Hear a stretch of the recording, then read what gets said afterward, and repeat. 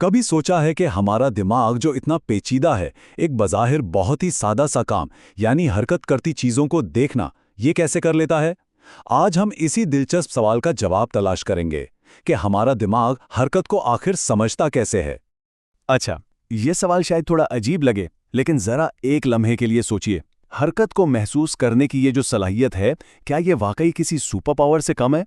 यही वो ताकत है जो हमारी रोजमर्रा की जिंदगी को मुमकिन बनाती है। देखें, ये सलाहियत कोई मामूली चीज नहीं है। हमारी पूरी जिंदगी इसी पर टिकी है। जरा सोचें, सड़क पार करते हुए एक तेज रफ्तार गाड़ी से बचना, या किसी दोस्त के चेहरे पर पल भर में आने जाने वाले तासुरात को समझना, ये सब कुछ हरकत को समझने की सलाहियत की वजह से ही मुमकिन है। इसके बगैर हमारी दुनिया बस रुकी हुई तस्वीरों का एक एल्बम बनकर रह जाएगी। तो फिर सवाल ये है कि दिमाग के अंदर ये खास काबिलियत आखिर है कहाँ? इसे ढूंढने के लिए चलें दिमाग के अंदर एक छोटा सा सफर करते हैं और इसके अहम हिस्सों से जान पहचान करते हैं।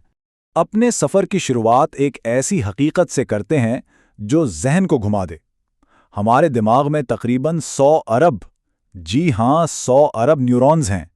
ये इतनी बड़ी तादाद है कि इसका तसव्वुर करना भी मुश्किल है, और ये इसकी नाकाबिले यकीन पेचीदगी का पहला सबूत है। और जो बात सबसे ज्यादा हैरानकुन है वो है इसकी कारकर्दगी। ये सारा पेचीदा निज़ाम सिर्फ 20 वॉट बिजली पर चलता है। सोचें, एक छोटे से मध्यम लाइट बल्ब जितनी तवानाई। अब जरा इसका मुवाजना IBM के सुपर कंप्यूटर वॉटसन से करें, जिसे चलने के लिए 20,000 वॉट चाहिए। ये दिमाग के शानदार और किफ़ायती डिज़ाइन की एक ज़बरदस्त मिसाल है। दिमाग की बुनियाद पर होता है ब्रेन स्टेम। इसे हमारा लाइफ सपोर्ट सिस्टम समझ लें। ये सांस लेने और जिस्म की दर्जा हरारत को कंट्रोल करने जैसे सबसे बुनियादी कामों का जिम्मेदार है। ये दिमाग का शायद सबसे दिलचस्प हिस्सा ना हो, लेकिन जिंदगी के लिए सबसे ज्यादा जरूरी यही है। ब्रेन स्टेम के बिल्कुल पीछे सेरिबेलम होता है, जो देखने में एक छोटी सी गोभी जैसा लगता है।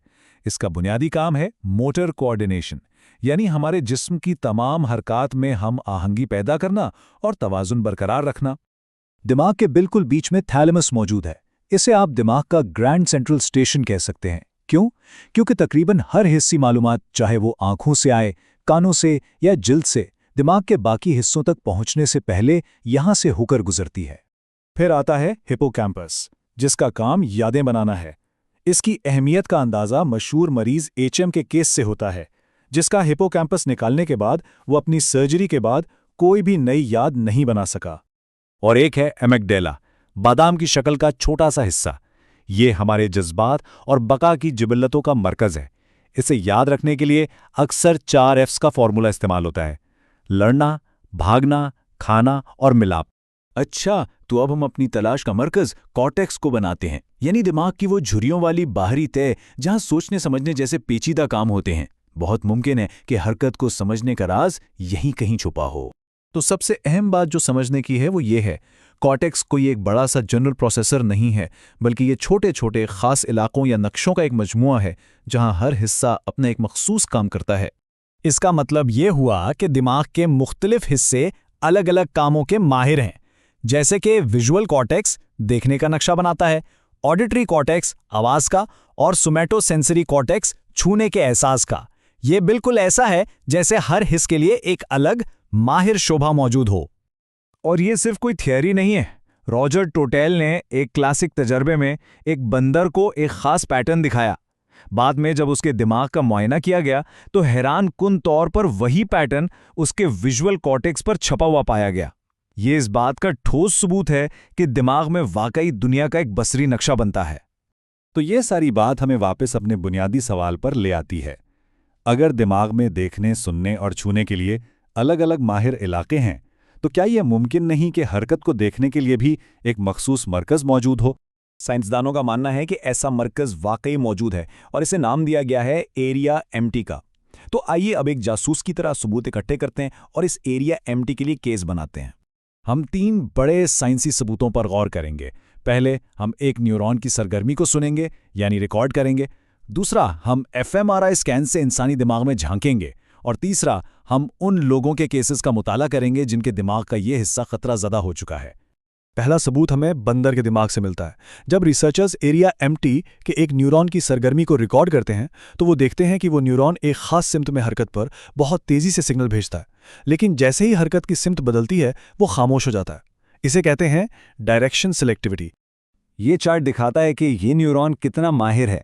देखें कि जब हरकत ऊपर की तरफ होती है तो उसकी सरगर्मी कितनी ज़्यादा है, लेकिन बाकी सिम्तों में ये तकरीबन खामोश है।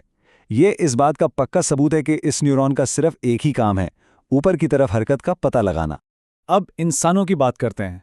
fMRI स्कैन्स का इस्तेमाल करते हुए साइंसदानों ने देखा कि जब लोग हरकत करते हुए नुक्तों को देखते हैं तो उनके दिमाग का यही एरिया एम्प्टी साकिन नुक्तों को देखने के मुकाबले में कहीं ज़्यादा रोशन हो जाता है, यानी ज़्यादा फाल हो जाता है।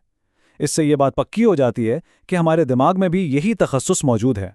तीसरा और शायद सबसे ठोस सबूत उन मरीजों से मिलता है जिनका एरिया एम्प्टी खराब हो गया था। एक मरीजा जिन्हें एकाइनेटोप्सिया नामी हालत की तशखीस हुई ने बताया कि उन्हें कप में पानी डालने जैसा आसान काम भी मुश्किल लगता था, क्योंकि उन्हें बहता हुआ पानी रुका हुआ नजर आता था। तो अब जबकि सारे सबूत हमारे सामने हैं, वक्त आ गया है कि दिमाग के मास्टर प्लान से पर्दा उठाया जाए और इस सारी पहेली को जोड़ा जाए। तो फैसला बिल्कुल वाज़ेह है। दिमाग ने हरकत को समझने के लिए एक इंतहाई माहिर इलाका यानी एरिया एम्प्टी को वक्फ कर दिया है। ये सिर्फ हरकत के बारे में नहीं है, बल्कि ये दिमाग के काम करने के एक बुनियादी उसूल को जाहिर करता है। दिमाग कोई एक जनरल प्रोसेसर नहीं, बल्कि माहिरीन की एक टीम है जो मिलकर काम करती है, और यही तरीका उसे बेहद मौसर बनाता है। ये सब हमें एक आखिरी और गहरे सवाल पर ला खड़ा करता है। अगर दिमाग वाकई माहिरीन का एक मजमुआ है, तो इस वक्त इसी लम्हे वो और कौन-कौन से नाकाबिल यकीन काम कर रहे हैं जिनका हमें शायद एहसास तक नहीं।